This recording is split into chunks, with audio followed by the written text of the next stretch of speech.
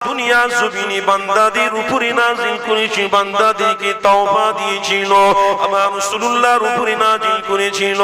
আমার হাবিব কোরআন যখন পড়তেন, আমার হাবিব জানিয়ে দিতেন আমার উম্মতেরা, এ আমার উম্মতেরা, আল্লাহ পাক কোরআন তো আমার উপরে নাজিল করেছে, আমি রাসূলুল্লাহ আমি তেলাওয়াত করেছি, কোরআনটা মিথ্যা নয় গো, কোরআনটা তোমরা বুঝে নাও।